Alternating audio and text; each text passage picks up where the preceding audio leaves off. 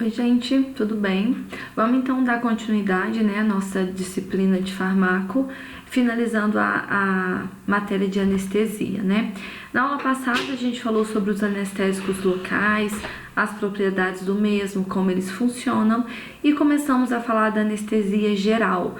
Nós falamos do princípio, né, da anestesia geral, sobre os estágios da anestesia e falamos basicamente dos anestésicos gerais inalatórios. Hoje, para finalizar essa parte, nós vamos falar sobre anestesia geral, mas agora sobre anestésico geral injetável, aqueles que vai promover todos os planos anestésicos, a hipnose, a sedação e a perda de consciência no animal, só que agora a via de administração é a clássica, né? É a via de administração predominantemente endovenosa. Nós vamos ver que alguns podem ser utilizados por via intramuscular, mas a endovenosa vai ser a via de administração predominante desses anestésicos. Deixa eu diminuir um pouquinho o volume do meu microfone, ver se fica mais confortável, né, para escutar. Acho que agora tá bom. Se ficou baixo, aí vocês me avisam depois, tá? Vamos lá.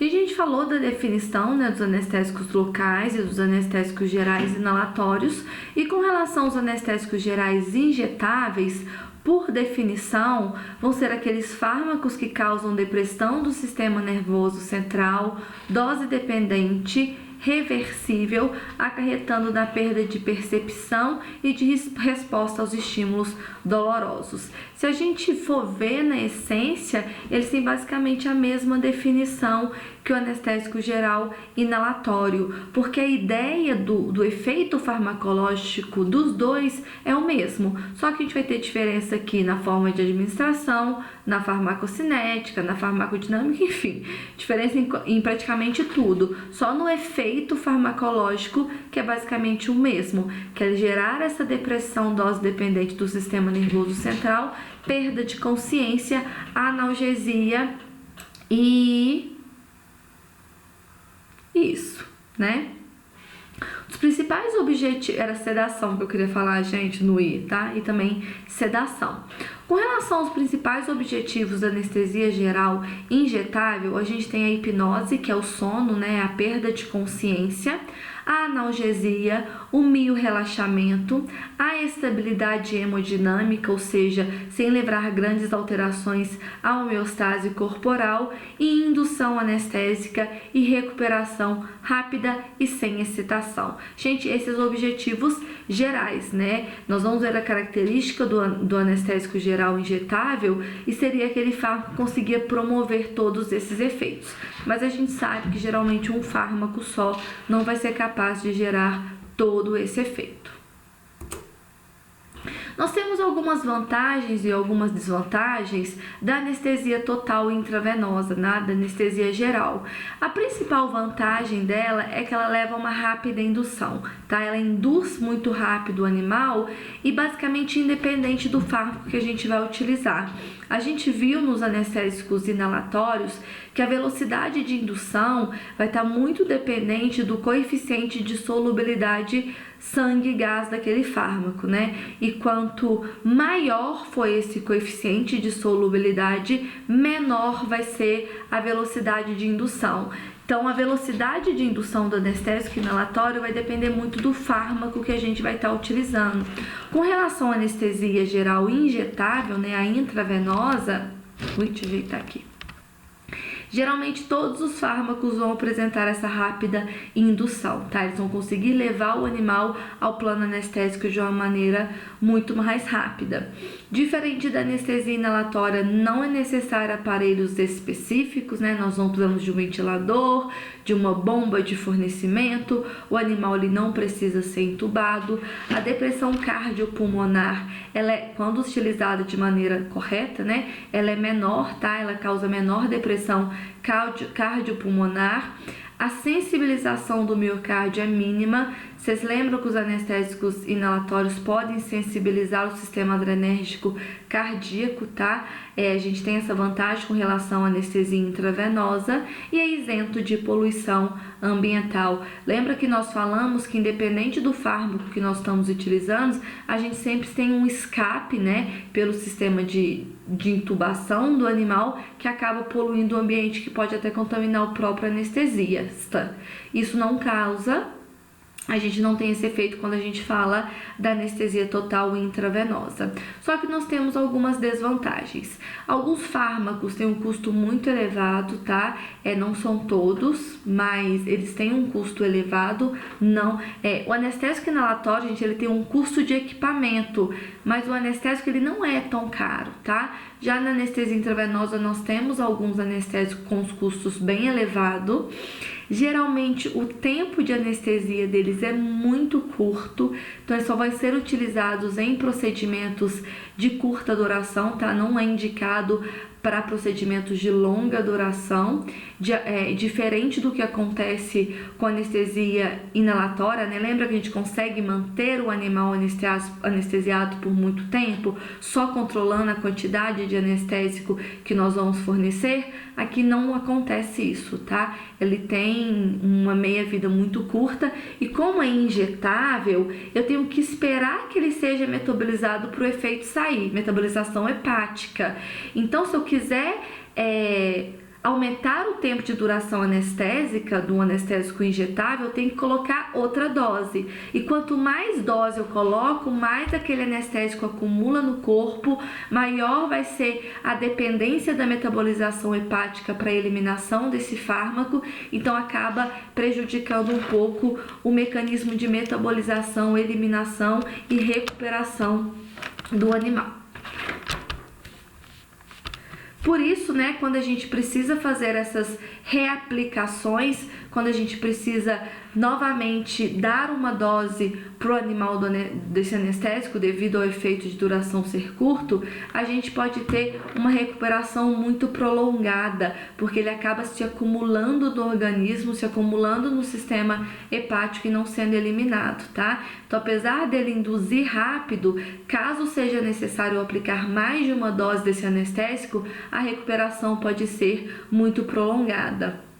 E diferente do que acontece com a inalatória, que eu consigo estabilizar o plano anestésico, nesse caso é muito difícil eu adequar o plano anestésico. Depende muito mais da condição do animal, da metabolização do animal, do metabolismo do animal, do que na anestesia inalatória. Então é mais difícil eu chegar num plano anestésico, tá? Às vezes eu tenho que dar um pouquinho do fármaco, tipo assim, eu calculei a dose, eu tenho que dar um pouquinho, ver se já deu, se não deu, dá mais um pouquinho, ou dá mais um pouquinho, e ir nessa tentativa e erro até eu atingir o plano anestésico adequado. São as principais desvantagens relacionadas à anestesia geral intravenosa. Como eu disse, né, dentro dos objetivos dos anestésicos gerais, quando aquele anestésico que consegue atender todos aqueles objetivos seria um anestésico ideal, né? Então, todo anestésico ideal seria aquilo que gerasse perda de consciência dos reflexos, junto com uma boa analgesia e um bom relaxamento muscular.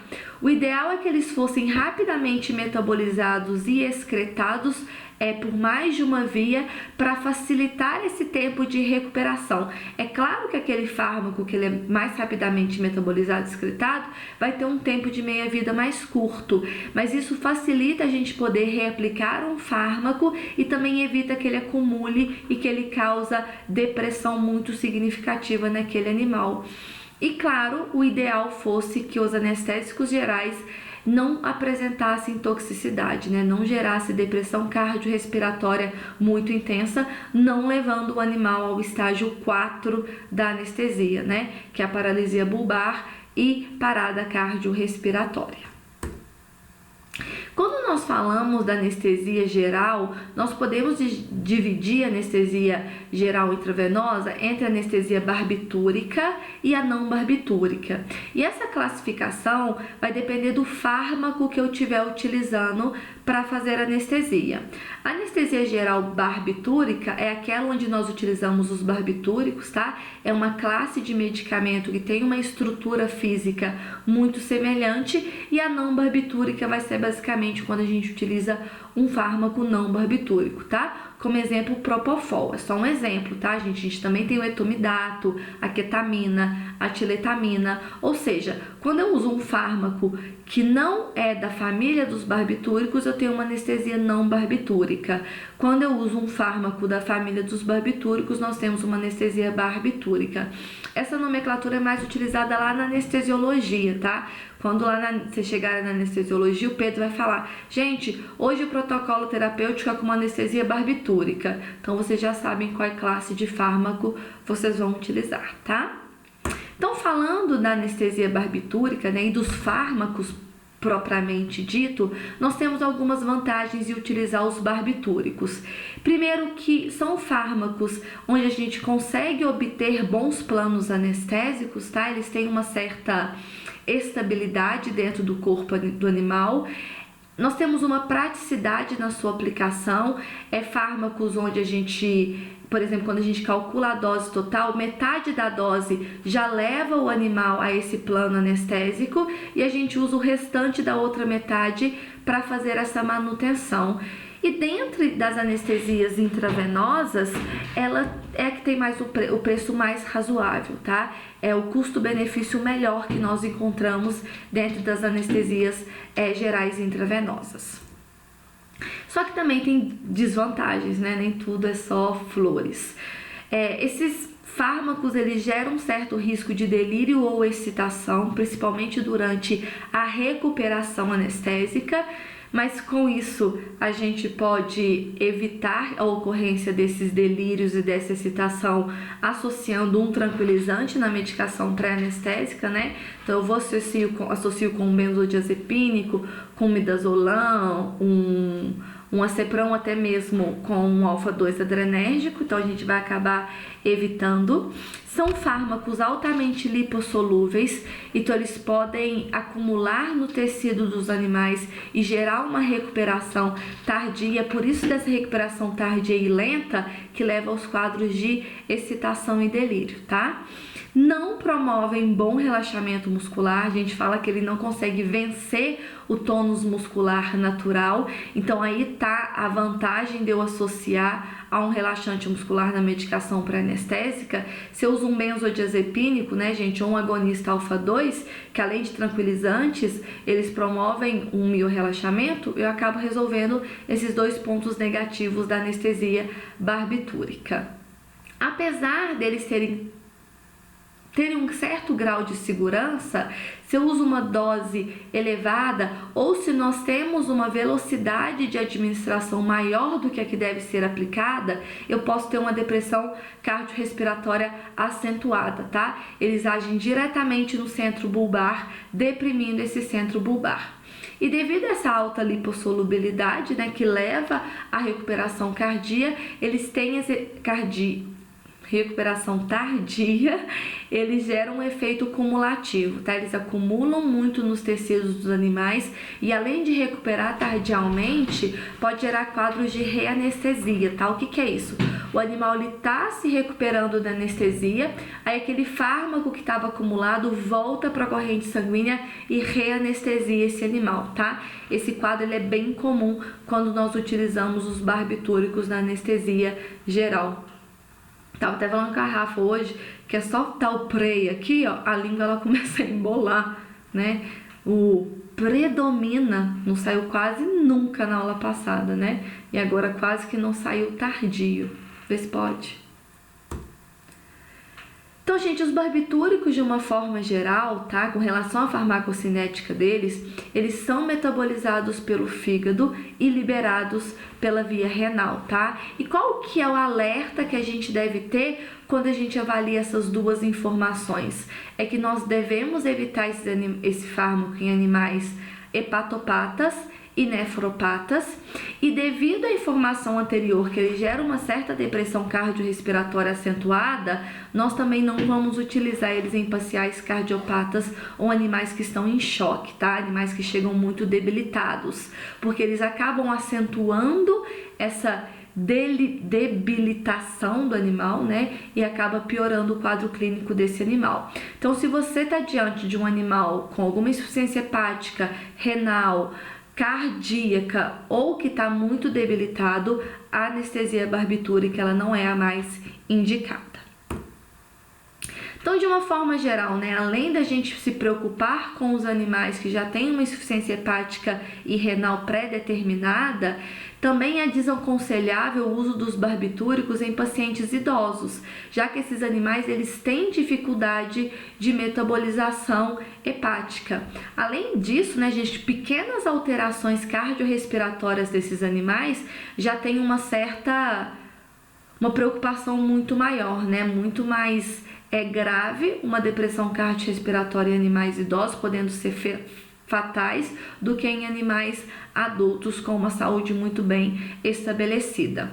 Outro cuidado que nós temos que ter ao administrar os barbitúricos é que eles têm um pH muito alcalino, tá? E qualquer administração extravascular acidentalmente, ele pode mudar o pH daquele local e gerar lesões extravasculares, tá? Como uma vasculite, né? Uma inflamação na região da aplicação. Com relação aos fármacos, né? Propriamente dito, né, vamos falar de farmacologia e não tanto de anestesia, eu consigo dividir os barbitúricos em 3 classes: os barbitúricos de ultra curta duração, os de curta duração e o de longa duração.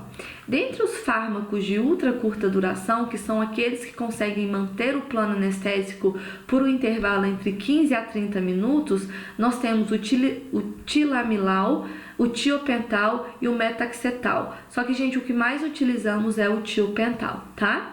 Dentro dos fármacos de curta duração, que é aqueles que duram de 1 a 2 horas, nós temos o pentobarbital. Gente, alguns autores não falam curta duração, tá? Fala média. Mas o Spinoza, por exemplo, que é o nosso livro de base, ele fala que é um fármaco de curta duração.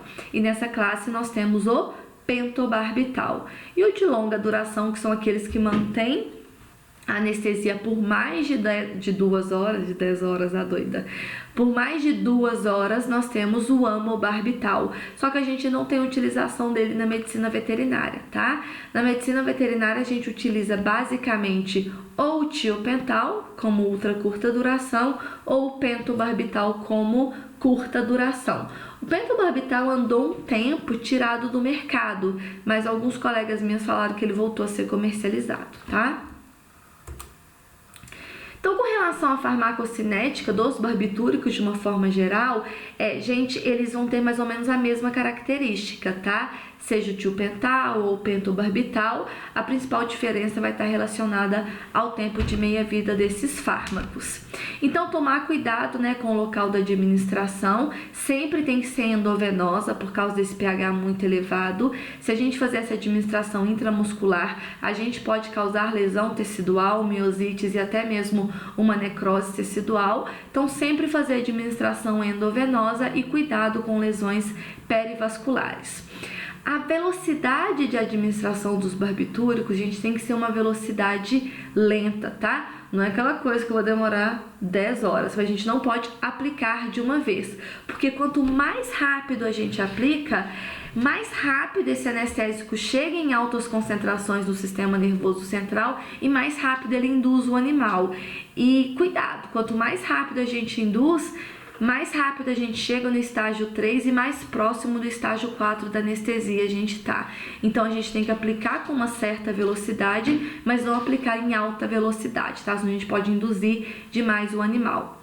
Tiopental, por exemplo, ele chega na administração endovenosa rápida, em 30 segundos ele já atingiu o sistema nervoso central em concentrações adequadas para levar plano anestésico. Então imagine, em menos de 1 minuto. Então a gente tem que tomar cuidado para não deprimir muito o animal. Com relação à duração do efeito, ele vai depender muito das condições do animal, né? A gente viu que o tiopental é um fármaco de ultra curta duração, ou seja, ele vai durar de 15 a 30 minutos, mas dependendo da condição corporal do animal, esse tempo de duração pode alterar. Em animais magros pode ter uma duração menor ainda, tá? Por quê? Porque são fármacos que se ligam a proteínas plasmáticas, tá? Os barbitúricos. Um animal muito magro, ele tende a não ter proteínas plasmáticas, então ele vai se distribuir muito mais rápido e consequentemente ele vai ser metabolizado muito mais rápido, reduzindo esse tempo de meia-vida do fármaco. Em animais obesos, ou seja, com grande quantidade de tecido adiposo, a gente vai ter o efeito contrário. Além de serem fármacos que se ligam às proteínas plasmáticas, os barbitúricos são altamente lipossolúveis. Então, eles podem acumular nesse tecido adiposo do animal e ficar reanestesiando o animal. Tem relatos de que animais muito obesos com altas doses de barbitúricos podem ficar anestesiados por até 4 horas, por causa desse efeito cumulativo e dos casos, né, de reanestesia, pela reanestesia vir a acontecer. Então, tomar cuidado, tá? Com essas ligações a proteínas plasmáticas e com o efeito da ausência que essas proteínas plasmáticas causam ao animal. Lembra dos quadros de hipoalbuminemia, né?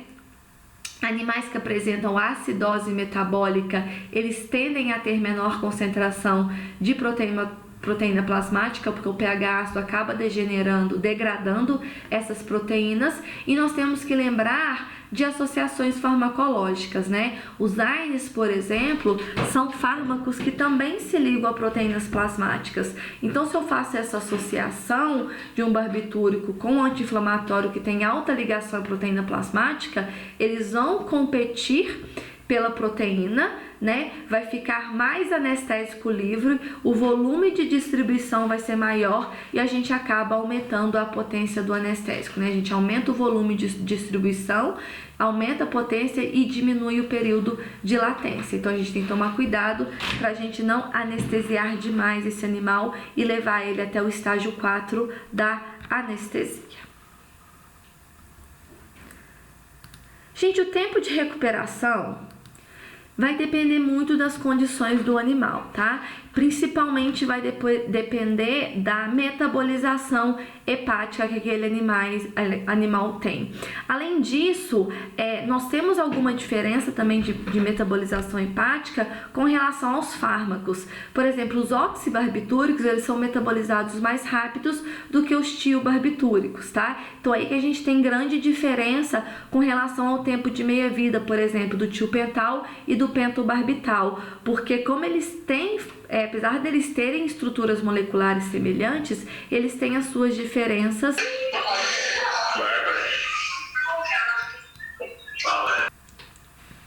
Gente, vocês viram o susto que eu tomei e o som que tinha no fundo? Eu tava com a videochamada aberta desde a última aula que eu dei e não tinha desligado, só que eu não tinha visto. Aí um aluno entrou, sei lá, de atrasado. Ai, mandou um áudio, que susto que eu tomei. Ai, Jesus, precisando benzer. Não sei nem onde que eu tava nessa aula. Desculpem, tá, gente? Vamos voltar. A gente tava falando basicamente da diferença de composição, né? Da diferença de... Ai, desconcentrei. Da diferença entre a estrutura química dos diferentes barbitúricos e dos efeitos que eles podem causar no organismo, né? Então, a velocidade de recuperação vai depender tanto da condição do animal, né, de metabolizar aquele fármaco, vai depender do fármaco que eu estou utilizando, se é um de ultra curta duração, se é um de curta duração, se é um de longa duração, e vai depender, claro, da quantidade de fármaco que eu utilizei, né? Se eu utilizei uma quantidade alta, ele vai demorar mais tempo para recuperar se eu usei doses mais baixas. Se eu precisei aplicar mais de uma vez, nossa, aí vai piorar mais a recuperação, tá? Sempre quando eu aplico mais uma dose, né, mais uma esse repique que a gente chama, isso pode acabar causando, tá? Essa dificuldade de recuperação do animal. Além disso, a gente sempre tem que pensar nas associações farmacológicas, né? Nós temos o fenobarbital, que é um clássico. O fenobarbital é um barbitúrico, tá, gente? Só que ele não é utilizado como anestésico, ele não acaba gerando esses efeitos anestésicos. Ele é utilizado principalmente como um anticonvulsivante, tanto que é o Gardenal, que é o principal tratamento para crises convulsivas, né, e para animais epiléticos. Então, o fenobarbital, a gente tem que lembrar que ele também ele é um indutor enzimático, tá? Então, o fenobarbital, eu falei fora de ordem, né, pra vocês não confundirem, o fenobarbital, ele encurta o tempo da anestesia, porque como ele é um indutor enzimático, ele vai aumentar a velocidade de metabolização daquele fármaco e por consequência, ele vai reduzir o tempo, né, o tempo de duração da anestesia. Já o clorafenicol, ele atua de uma maneira diferente, tá? Ele é um inibidor enzimático com relação aos barbitúricos, tá? Ele não é um inibidor enzimático geral, não só com relação aos barbitúricos, tá? Quando a gente fala do clorafenicol, eu falo sobre isso. Mas, de uma forma geral, ele é um inibidor enzimático. Então, ele vai prolongar o efeito anestésico. O clorafenicol, gente, é um antibiótico, tá? Então, a gente tem que tomar cuidado quando o animal está fazendo uso prolongado desse fármaco e vai ser submetido a uma anestesia, porque o período anestésico pode aumentar por causa dessa associação farmacológica. Certo? E nunca esquecer daqueles animais que já são debilitados, né? Um animal que apresenta uma insuficiência hepática ou um animal muito magro, não pensando agora na hipoproteinemia, tá? Mas um animal debilitado, ele vai ter um maior tempo de recuperação anestésica, tá? Cuidado de lembrar daquele animal que tem hipoproteinemia, que diminui o tempo de latência, tá? Mas não vai estar muito interferindo no tempo de duração. E um fato muito interessante, gente, que nós devemos evitar a associação dos barbitúricos com glicose. É meio comum, quando a gente faz alguma anestesia geral, a gente deixar o animal canulado com soro, né? Até mesmo a gente tentar controlar pH, hidratação, tudo mais, né? Perdas sanguíneas, né? Durante o processo cirúrgico, mas nós devemos evitar o uso de soros glicosados quando eu tô falando de barbitúricos, porque a glicose, ela reduz a atividade do sistema microsomal hepático, que é o sistema responsável pela metabolização dos barbitúricos e pode acabar causando os quadros de reanestesia no animal, tá? Eles competem, a glicose ela compete pelo mesmo complexo enzimático que os barbitúricos competem. Então a gente acaba gerando essa dificuldade de recuperação e os casos de reanestesia dos animais que são submetidos a protocolos anestésicos de barbitúricos associados à glicose. O mecanismo de ação dos barbitúricos, eles atuam basicamente potencializando os receptores GABAminérgicos, né? Eles vão potencializar o efeito do neurotransmissor GABA, aumentando o influxo de cloreto para dentro dos neurônios e hiperpolarizando o neurônio e evitando assim que ele transmita a resposta, né? Seja nociceptiva ou de qualquer outro estímulo. São potentes depressores do sistema nervoso central, tá? Então a gente tem que tomar cuidado que eles atuam diretamente no centro bulbar respiratório, deprimindo esse centro. Então ele leva a uma sedação associada a uma depressão bulbar. E na junção neuromuscular, eles até fazem um bloqueio da ação da acetilcolina, ou seja, eles tendem a gerar um miorrelaxamento, mas o miorrelaxamento gerado pelos barbitúricos não é o suficiente para quebrar aquele tônus muscular, tá? Então eles geram um certo miorrelaxamento, mas não um miorrelaxamento necessário para o protocolo cirúrgico. Por isso que a gente tem que associar com um miorrelaxante ou com algum tranquilizante com essa ação miorrelaxante, tá? Então, eles vão interagir com o neurotransmissor GABA, potencializando sua ação. Então, lá no sistema nervoso central, ele vai ter o efeito principal de gerar uma depressão do sistema central. Cuidado que essa depressão ela pode ser irregular e dose dependente. Então, se a gente usar uma dose muito grande, ela pode levar à sedação excessiva e à morte. E a gente fala que essa depressão é irregular porque durante o processo de recuperação e de indução pode gerar a excitação e a ocorrência de delírios, tá? Por isso que a gente fala que é uma depressão irregular. Gente, o que é uma depressão irregular? Ele deprime centros específicos do sistema nervoso central, tá? Não é que deprime, sei lá o que eu queria falar, mas é porque ele deprime regiões específicas, tá? Então, por exemplo, ele vai deprimir o centro bulbar respiratório, mas não deprime o córtex, que é responsável por essa excitação e por esse delírio, tá? Por isso que a gente fala que ele tem uma depressão irregular. Uma característica é de redução de fluxo sanguíneo cerebral e de redução da pressão intracraniana. Isso pode parecer negativo, mas é importante para animais politraumatizados, principalmente animais com traumatismo craniano. Seria um anestésico com indicação nesses casos. Ele tem função anticonvulsivante, né? Então é outro ponto que pode auxiliar em alguma abordagem neurocirúrgica naquele animal, só que a gente também tem que pensar que ele deprime o centro termorregulador, tá? Então ele pode gerar um quadro de hipotermia no animal. Eu mexo demais na cadeira, né? Eu já reparei isso. É porque me dá uma aflição da aula sentada. Gente, acho que da próxima vez eu vou ficar em pé aqui, pôr a câmera pra mim, ver se a coisa fica melhor. Eu fico muito irritada de ficar sentada. Enfim, né? Vamos voltar pra aula.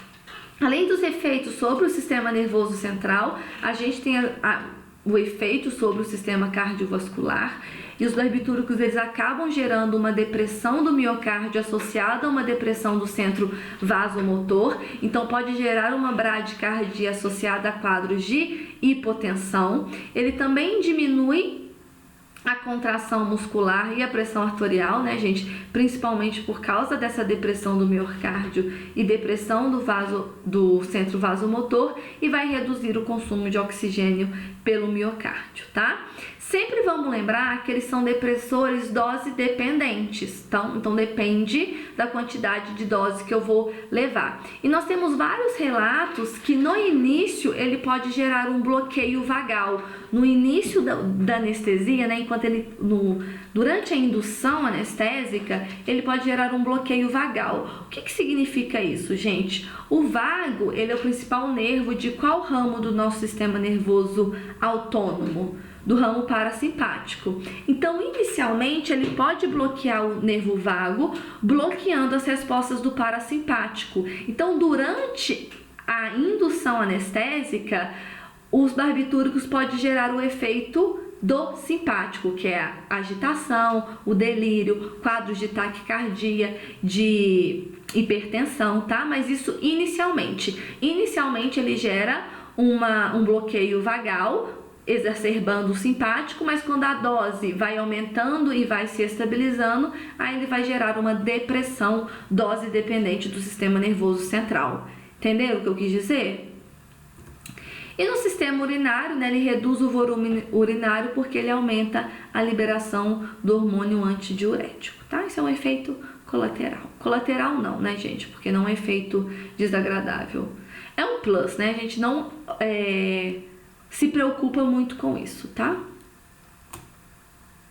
No sistema respiratório, ele tem esse efeito depressor, assim como no sistema cardíaco, mas muito mais acentuado, né? Porque a gente viu que ele deprime diretamente o centro bulbar, mas isso vai depender muito da velocidade de administração. Lembra? Quanto mais rápido eu administro, mais rápido ele chega no sistema nervoso central, mais rápido ele deprime o bulbo respiratório. Então, vamos tomar cuidado com essa velocidade de administração, tá? Se a gente gera uma hipóxia, a gente vai ter todos os problemas associados, não só à depressão respiratória, como aos quadros de alteração de pH. E alguns trabalhos falam que é sempre bom, no caso de uma apneia induzida, pelos barbitúricos, usar o doxapran, tá? Que é um fármaco estimulador da respiração central e assim consegue reverter esse efeito depressor dos barbitúricos.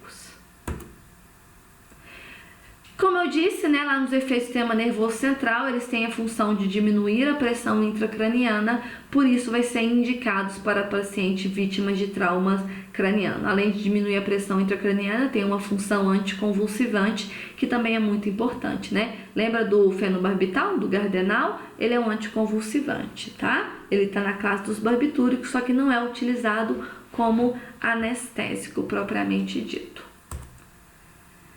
Gente, a duração dos efeitos, a gente já falou que depende da condição do animal, da condição hepática, da associação farmacológica, né?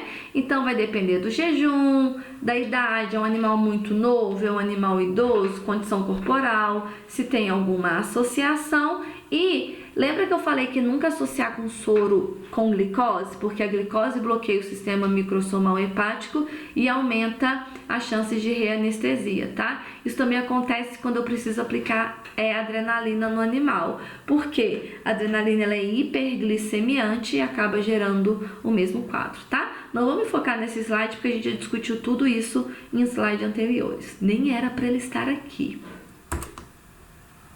Gente, nós temos certa toxicidade, sim, né? Principalmente quando nós trabalhamos com alta velocidade de administração e doses muito elevadas. Então, a gente tem que tomar cuidado nesses dois pontos e também tomar cuidado com animais debilitados, tá? Primeiro, ele vai gerar uma depressão respiratória e depois ele vai atuar no sistema cardiovascular. Lembrem que inicialmente pode ter um bloqueio vagal, então pode apresentar fenômenos excitatórios durante a indução e também durante a recuperação, tá? Durante a indução é muito mais esse efeito de bloqueio vagal e durante a recuperação é porque eles têm uma recuperação muito lenta. Então, como ele está muito lento, ele passa por esse estágio 2 da anestesia. Aí que tá a importância de nós associarmos tranquilizantes na medicação pré-anestésica, né? Quando eu uso os fenotiazínicos, que são os tranquilizantes maiores, como a cepromazina ou a clorpromazina, a gente pode reduzir em até 50% a dose do barbitúrico. Então a gente evita todos esses efeitos tóxicos por associar com a medicação pré-anestésica, tá? E se eu associar, por exemplo, tanto um fenodiazepínico como um benzodiazepínico, a gente pode reduzir até 75% da dose anestésica, tá? Vocês vão ver com maior afinco, gente, na anestesia, tá? É porque eu não me contenho, aí eu já acabo adiantando algumas informações. Então, quais são os principais cuidados que nós temos que ter ao utilizar os barbitúricos? Velocidade de administração do medicamento, tomar cuidado com animais hipovolêmicos ou animais debilitados de uma forma geral, porque se o animal ele já está hipovolêmico, gente, a pressão dele já está muito baixa. É nesse ponto que eu quero discutir com vocês. E lembra que os barbitúricos, eles deprimem o centro vasomotor, gerando uma hipotensão. Então, isso pode gerar uma arritmia associada a uma parada cardíaca, né? Cuidado com animais desnutridos por causa da falta de proteínas plasmáticas, o que acaba gerando um aumento da potência anestésica, e animais hepatopatas por causa da dificuldade de metabolização, aumentando o tempo de meia-vida desses fármacos. Uma coisa importante, não, estava até esquecendo de falar, lembra que eles são fármacos lipossolúveis, tá? Altamente lipossolúveis, por sinal. Então, eles atravessam a barreira placentária e pode atingir o feto, gerando depressão respiratória, tá? Então, são fármacos não recomendados para cesariana, tá? Nem o pentobarbital, nem o tiopental. Vamos falar agora dos dois, né? Só uma comparação rápida, porque todas as considerações que foram feitas servem para esses dois medicamentos, tá?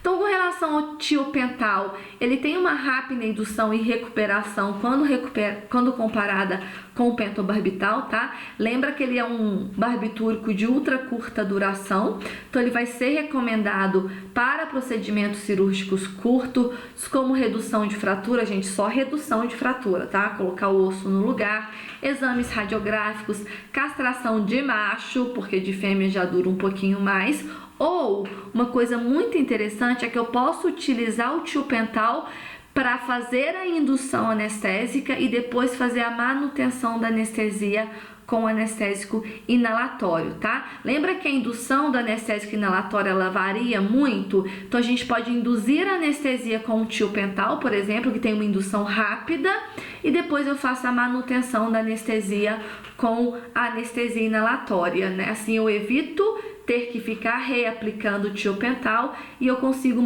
fazer a manutenção desse plano anestésico por um maior tempo, tá?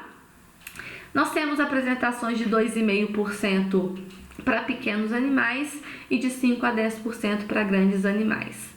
E, gente, sempre vamos associar o tiopental com tranquilizantes, tá? De preferência aqueles tranquilizantes que também têm efeito de miorrelaxamento central, como o alfa-2 adrenérgico, né, a xilazina, e os benzodiazepínicos ou os fenotiazínicos, a cepromazina ou o diazepam.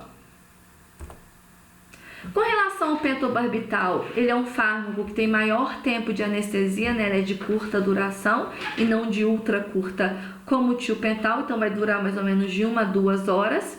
Ele é mais recomendado para cães, tá? Já foram observado que as demais espécies eles têm uma recuperação muito mais difícil do pentobarbital, e a gente tem que tomar cuidado que em doses muito elevadas ele é letal, tanto que é um dos anestésicos utilizados nos protocolos de eutanásia, tá? Em cães, se a gente usa a dose de 60 mg por quilo endovenosa, a gente acaba levando esse animal à eutanásia.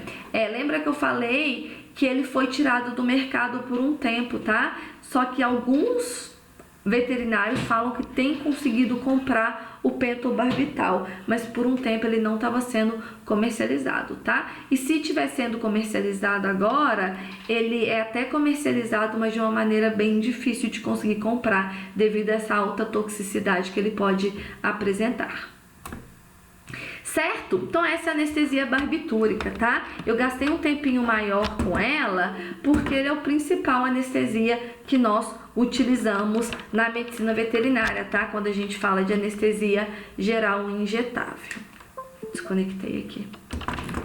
Gente, com relação à anestesia não barbitúrica, né? Nosso principal representante, por assim dizer, é o Propofol, né? O Propofol se tornou um anestésico famoso por causa da utilização do Michael Jackson, né? Ele utilizava um uso domiciliar de um anestésico geral injetável para fazer controle das dores que ele tinha, né? E acabou morrendo por uma superdosagem de Propofol. Vocês são da época do Michael Jackson? Eu esqueço que eu tô ficando velha, né? E dando aula para adolescentes. Mas enfim, né? Quem que não conhece Michael Jackson? Então vamos falar um pouquinho do Propofol. O Propofol é um anestésico geral injetável da família dos alquilfenóis, né? Então a gente saiu da família dos barbitúricos. Também é um fármaco que apresenta alta lipossolubilidade, mas diferente dos barbitúricos, ele tem um metabolismo muito rápido, tá? Então ele sai muito rápido do corpo do animal, evitando esses efeitos acumulativos, essas reanestesias e a dificuldade de recuperação. Então ele vai ser utilizado tanto para indução quanto para manutenção anestésica. Mas como um fármaco que é rapidamente metabolizado pode ser utilizado para manutenção anestésica? É pelo fato dele ser rapidamente metabolizado, nós podemos trabalhar com infusão contínua de Propofol. Ou seja, os barbitúricos, gente, a gente aplica e aplicou, acabou, vai fazer o efeito dele e pronto. Se eu quiser prolongar a anestesia, eu tenho que calcular uma outra dose e aplicar de novo no animal. O Propofol, ele permite infusão contínua, tá? Então eu coloco lá no meu equipe como se fosse um soro e deixo ele pingando devagarzinho e mantendo o animal nesse plano anestésico. A gente tem que tomar um cuidado que ele tem um efeito hipotensor, principalmente quando ele é utilizado por infusão contínua. Então nós temos que tomar cuidado com animais que apresentam insuficiência cardíaca animais senis, né, ou aqueles quadros de animais hipovolêmicos, né, animais ou desidratados ou que estão com hemorragias, que animais hipovolêmicos eles já tendem a ter hipotensão, então se eu associar a um agente hipotensor eu acabo agravando o quadro. Assim como os barbitúricos ele tem fraca ação miorrelaxante, só que os barbitúricos têm uma ação analgésica melhor que o propofol, tá? Então ele também tem uma fraca ação analgésica. Nós sempre temos que associar na medicação pré-anestésica esse fármaco aos hipoanalgésicos, tá? Morfina, meperidina, fentanil, tramadol, enfim. E ele é mais utilizado na clínica de pequenos animais, simplesmente porque ele tem um custo muito alto. Então, na clínica de grandes, ele acaba não tendo tanta viabilidade econômica. Com relação à farmacocinética, a gente já falou de algumas características, né? Então, apesar dele ser altamente lipossolúvel, ele não tem esse efeito cumulativo porque ele é rapidamente metabolizado. E por que ele é altamente metabolizado? Porque além dele sofrer metabolização hepática, também tem enzimas plasmáticas que conseguem degradar o propofol. Então é por isso que ele é metabolizado de maneira muito rápida. O pH dele é próximo do fisiológico, então a gente não vai ter aqueles problemas de lesões perivasculares que nós temos com barbitúricos por eles apresentarem um pH muito alcalino. Felinos, assim como outros fármacos, eles têm menor capacidade da biotransformação do radical fenol, tá? Que é do propofol. Então a gente geralmente tem que fazer ajuste de dose para esses animais. Como eu disse, né, na clínica de grandes, a maior restrição que nós temos com relação a esse fármaco, eu tô torta, né? Com relação a esse fármaco é o elevado custo. E lembrem, ele tem uma indução rápida e uma recuperação rápida também, tá?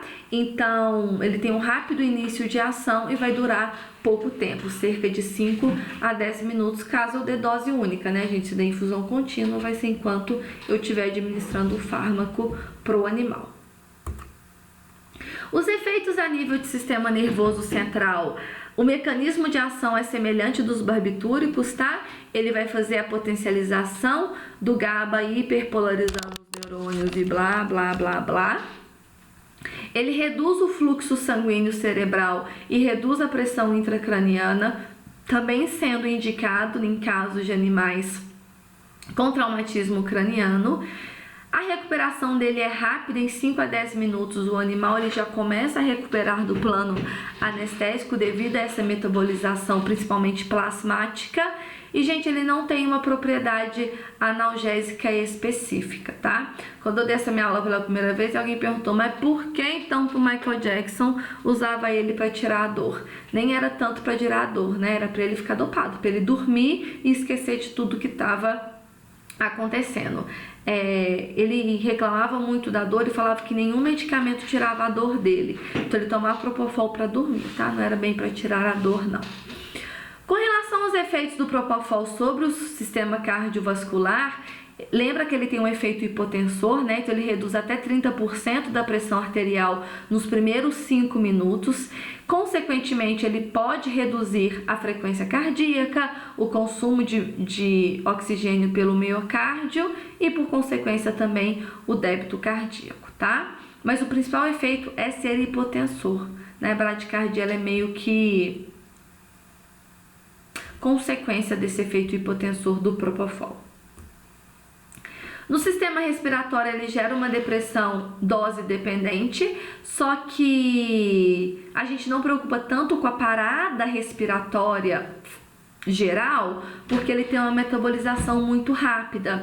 Só que alguns estudos mostram que nós temos um quadro de apneia muito mais comum do que com os barbitúricos. O quadro de apneia o animal faz assim, dar aquela parada e depois voltar a respirar, tá? Não é uma paralisia respiratória geral, não. Só que esses quadros de apneia, ele acaba sendo frequentes com o uso do propofol, o que acaba aumentando a pressão de CO2 e acaba gerando os quadros de acidose respiratória, tá?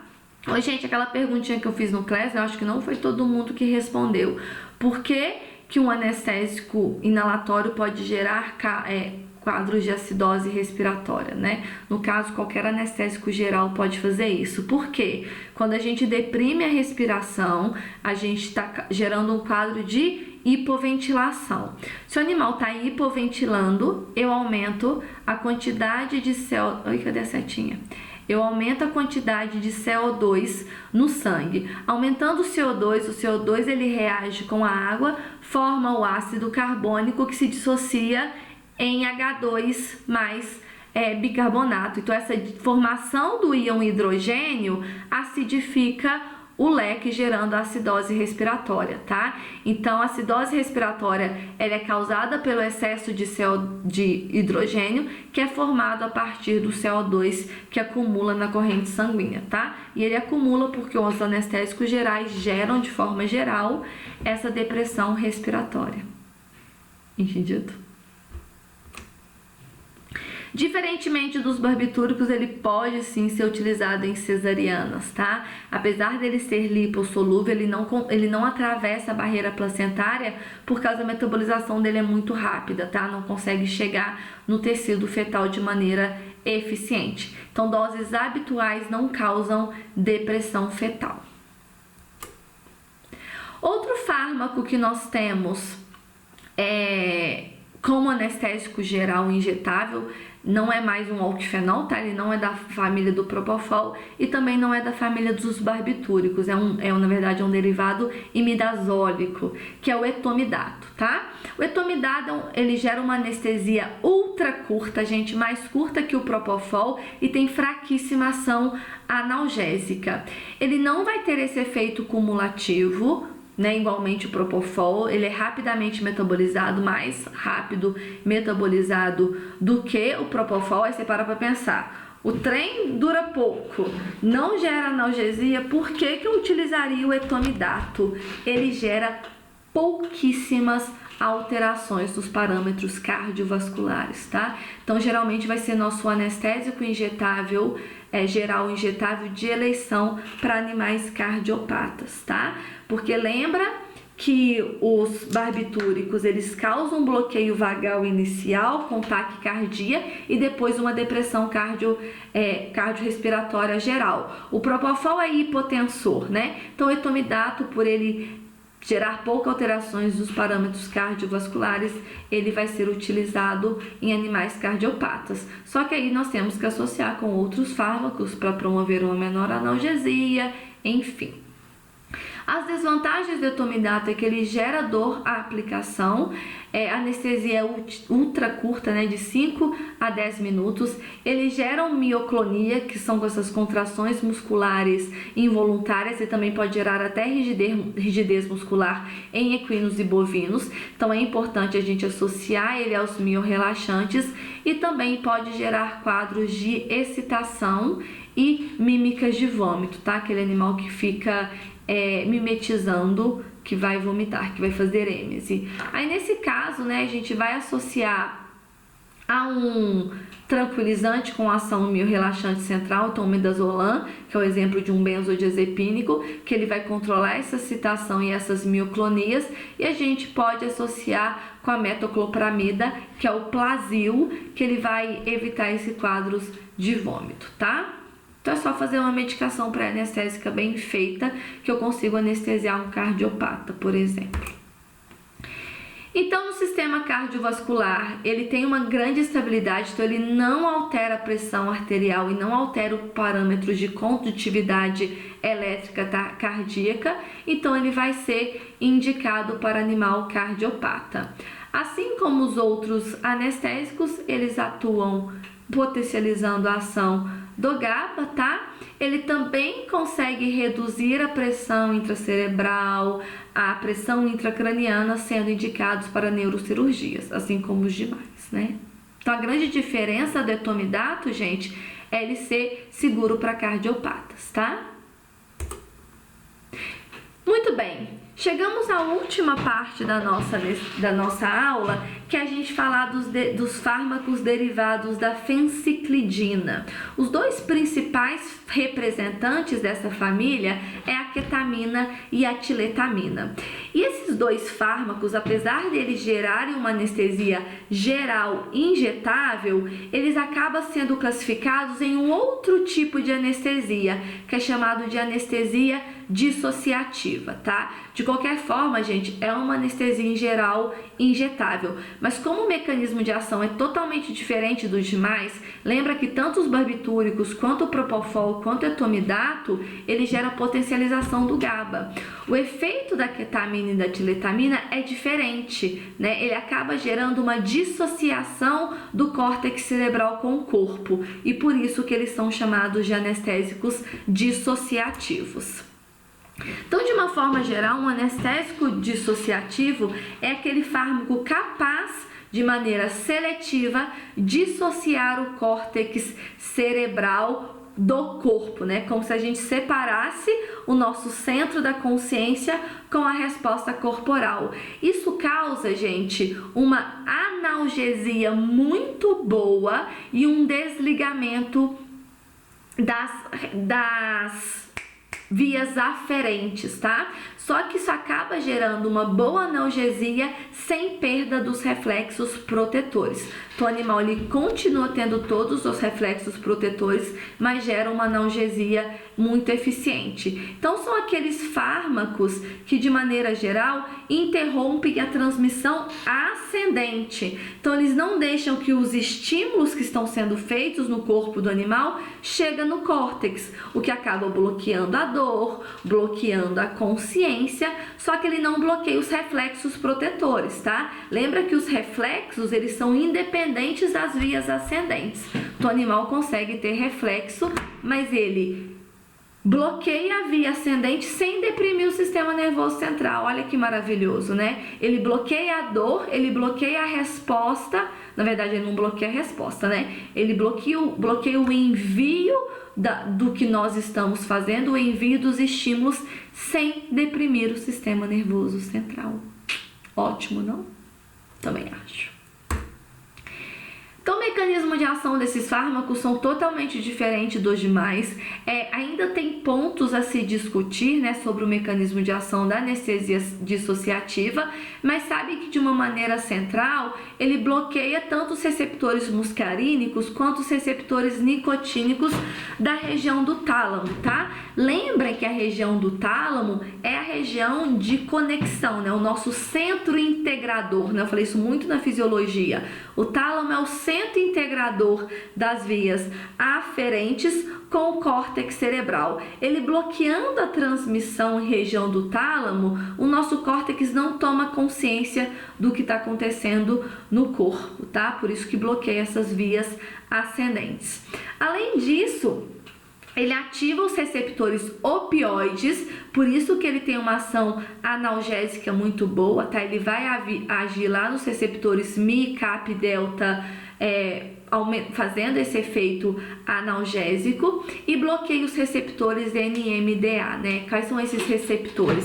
São receptores do glutamato responsável pela estabilização da memória, tá? Então, por isso que ele gera essa perda de consciência, e as pessoas que são anestesiadas com esses fármacos, elas relatam não se lembrar de nada do que aconteceu, tá? Porque bloqueia esses receptores relacionados à memória. E essa ativação dos receptores opioides é que causa essa boa analgesia da anestesia associativa, tá? A gente tem alguns pontos que são característicos também. Eles diminuem a recaptação de serotonina e de dopamina, o que acaba gerando uma rigidez muscular. Então, ele não causa miorrelaxamento, tá? Ele causa rigidez muscular e redução do limiar convulsivo. Então, se eu reduzo o limiar convulsivo, o animal ele fica mais predisponente à convulsão. Então, apesar de ter esses efeitos positivos, de ser um bom analgésico, gerar uma boa perda de consciência sem gerar uma depressão acentuada do sistema nervoso central, ele não vai ser indicado para animais epiléticos, tá? Gente, sabe esses seriados tipo CSI, NCIS, né, de peritos e de criminalísticas? Fala muito da ketamina, já ouviu falar, né? Da ketamina serem utilizadas como drogas sedativas por estupradores, por assaltantes, enfim. E eles mostram nessa série que quando a pessoa volta desse drogamento, né, sei lá como falar, elas relatam não saber de nada, tá? É por causa desse bloqueio da memória. Eu acho que eu tô tomando ketamina sem saber. Então, os principais representantes são a ketamina e a tiletamina. Esses são dois fármacos que não precisam ser exclusivamente aplicados sobre via endovenosa. Se recomenda a aplicação endovenosa, tá? Porque, por exemplo, a ketamina ela tem um pH muito ácido, tá? Então ela pode causar irritação no tecido muscular, mas não é obrigatório o uso da via endovenosa, tá? A gente pode fazer uma injeção intramuscular desses dois medicamentos. As principais características da anestesia dissociativa vai estar relacionado com tudo que nós discutimos, ou seja, ele dá uma analgesia completa e intensa de sistema muscular, tá? Então qualquer procedimento onde a gente vai fazer todos quase, né? Um corte de musculatura ou até mesmo uma tração, uma movimentação bem excessiva de musculatura, ele gera uma boa analgesia de tecido muscular. Porém, contudo, entretanto, lembrem que eles bloqueiam a recaptação de serotonina e dopamina. Então, eles não geram relaxamento muscular. Então, é imprescindível fazer a associação da ketamina ou da tiletamina com um relaxante muscular, tá? Seja de ação central ou seja um bloqueador neuromuscular. Não tem como trabalhar com esses fármacos sem associar eles a miorrelaxantes. Principais vantagens é que eles são mais seguros que os barbitúricos, principalmente quando nós pensamos nos efeitos depressores, tá, do sistema nervoso central, como efeito depressor cardiorrespiratório. Lembra que eles não deprimem sistema nervoso central, tá? Então eles vão ser seguros a esse ponto. Cuidado quando a gente associa com algum tranquilizante, por exemplo, a xilazina, porque a xilazina causa um efeito depressor cardiorrespiratório, tá? Então, cuidado na hora de dosar a medicação pré-anestésica. Tem essa possibilidade de ser administrado por outras vias, então vamos supor que o meu animal está muito desidratado, eu não consigo pegar nenhuma veia, eu posso fazer administração intramuscular. E tem vários estudos que mostram que é um anestésico, a anestesia dissociativa de uma forma geral, né? A ketamina e a tiletamina pode ser tanto utilizada em animais domésticos como em animais selvagens, principalmente por causa dessa facilidade de administração. Então, os principais efeitos é a analgesia pronunciada, a hipertonia muscular, tá? Então, lembra que eles, além dele não gerar relaxamento, eles aumentam a rigidez muscular.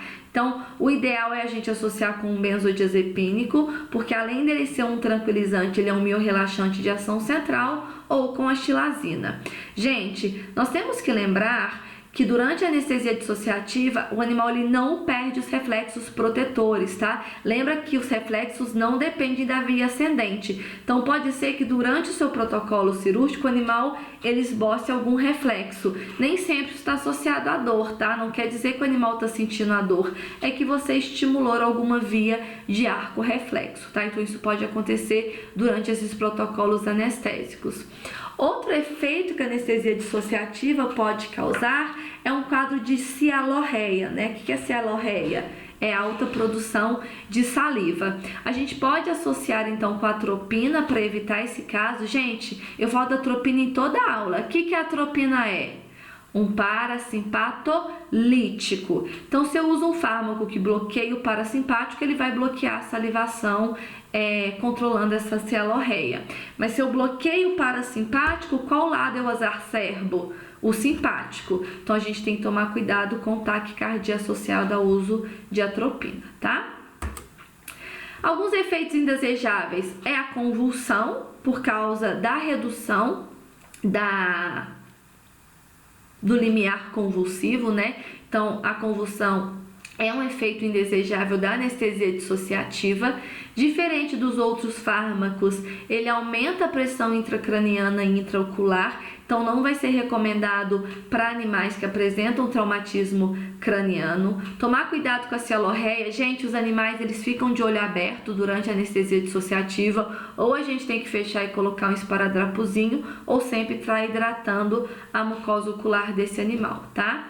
Lembrem que os reflexos protetores continuam, então pode apresentar movimentos bruscos durante a cirurgia, que não vão estar associados à dor, vão estar associados à ativação de um arco reflexo, e durante a recuperação ele pode sentir hipersensibilidade ao toque e excitação durante a recuperação, tá? Então são esses fatores que nós temos que avaliar quando nós utilizamos os anestésicos dissociativos. Então a ketamina, ela é um fármaco que tem um início de ação rápido, tá? Por via intramuscular de 2 a 4 minutos, ele já vai gerar anestesia no animal, e por via endovenosa vai demorar mais ou menos 90 segundos. Ele também é lipossolúvel, então ele pode apresentar um efeito cumulativo, tá? Então cuidado com esse fenômeno de redistribuição no tecido adiposo e o quadro de dificuldade de recuperação ou quadros de reanestesia. Passa por metabolismo hepático, tá? Exceto em gatos, que basicamente é liberado 85% inalterado na urina. O gato tem dificuldade de metabolizar esse fármaco, mas consegue excretar ele na forma ativa, tá? O que acaba meio que balanceando essa ação. Mas de qualquer forma, a ketamina não é muito indicada para felinos, tá? Gente, quando ele é biotransformado num metabólito ativo, tá? Na norketamina, o que acaba gerando um aumento do seu tempo de duração anestésica. E devido a essa lipossolubilidade, né, e esse mais ou menos longo tempo de duração anestésica, pode atravessar a barreira placentária e deprimir o feto, tá? Então, contraindicado em cesarianas. A ketamina, ela pode apresentar um efeito simpatomimético, ou seja, tá? Não é sempre que ele causa, tá? Mas ele pode ter essa ação simpatomimética, que vai exacerbar o sistema nervoso simpático. Então, ele vai ser recomendado para animais hipovolêmicos.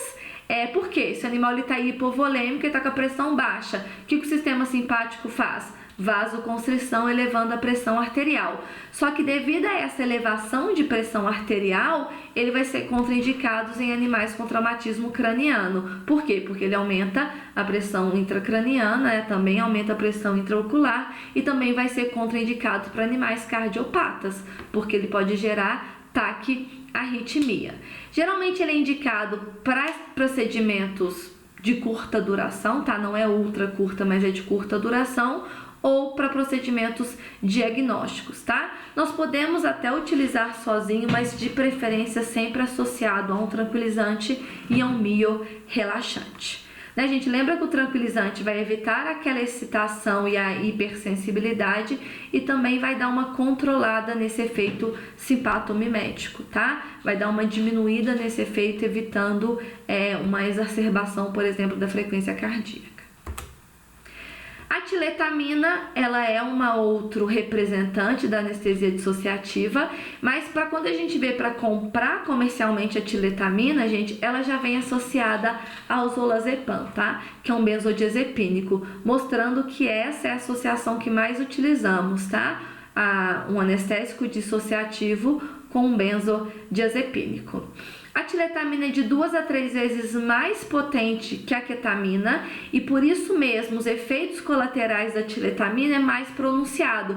Por isso que ela é sempre vendida associada ao zolazepam, tá? Uma coisa que eu esqueci de falar, lembra que os benzodiazepínicos são anticonvulsivantes, então eles acabam balanceando esse efeito convulsivo que a anestesia dissociativa pode causar, tá? Ele demora um pouquinho mais para fazer efeito, ou seja, tem um tempo de latência um pouquinho maior do que a ketamina quando administrada por via intramuscular, e a duração da anestesia ela é maior do que a da ketamina, tá? Então, ela é uma melhor anestesia dissociativa que a ketamina, principalmente porque ela é utilizada juntamente com ansiolítico, anticonvulsivantes e fármacos miorrelaxantes, tá? Então, o que acontece? A gente pega o efeito tranquilizante, anticonvulsivante e miorrelaxante do Zelazepam e acaba associando ao alto potencial analgésico e sedativo da tiletamina, né? Então acaba sendo uma associação muito benéfica, tá? A gente tem que tomar um pouquinho de cuidado que o tempo de meia-vida da tiletamina ela é diferente do Zolazepam. Ou seja, o efeito do Zolazepam ele acaba antes do efeito da tiletamina. Então, mesmo a gente está associando esse anestésico dissociativo a um anticonvulsivante, nós não vamos recomendar o uso dele para animais epiléticos, tá? Porque como o efeito do Zolazepam acaba antes, durante a recuperação esse animal pode entrar em crise convulsiva, tá? Então, mesmo associando com o benzodiazepínico, ele não vai ser recomendado para animais epiléticos. Também vai, apesar dele ter um tempo de duração anestésica um pouquinho maior, é recomendado para procedimentos curtos e poucos invasivos, tá, gente? Por causa principalmente do efeito simpatomimético que a anestesia dissociativa causa, tá? Então a gente evita manter o animal anestesiado por muito tempo. Gente, certo, né? Vou resumir, não que a gente foi falando, né, de todos os fármacos ao mesmo tempo. Só gostaria que vocês lembrassem que a anestesia geral injetável, ele tem aquele efeito de induzir melhor o animal que a anestesia inalatória, mas ele mantém o animal em plano anestésico pior que a anestesia inalatória. Tanto que na maioria das vezes a gente faz essa associação, tá? Induz o animal com anestesia geral intravenosa e mantém ele em plano anestésico com anestesia geral inalatória. Sempre quando eu vou escolher qual que eu vou usar, uma anestesia barbitúrica, um propofol, um etomidato ou uma anestesia dissociativa, a gente tem que avaliar o animal, a condição do animal, se ele é cardiopata, hepatopata, né? E qual que vai ser a abordagem cirúrgica que eu vou fazer naquele animal. E ao associar todas essas características, eu vou determinar o melhor protocolo anestésico, tá? E ter esse raciocínio anestésico, vocês vão ver com maior propriedade na anestesiologia, tá? O que eu quero que vocês vejam aqui é quais são os efeitos desses fármacos, quando eles são utilizados, os principais efeitos colaterais e as principais contraindicações, tá? Eu deixo as associações de protocolos terapêuticos mais complexas para anestesia, tá? Mas essas associações básicas de com tranquilizante ou, por exemplo, associação de hipoanalgésico com etomidato, isso tem que estar na ponta da língua de vocês, tá, cambada? Certo?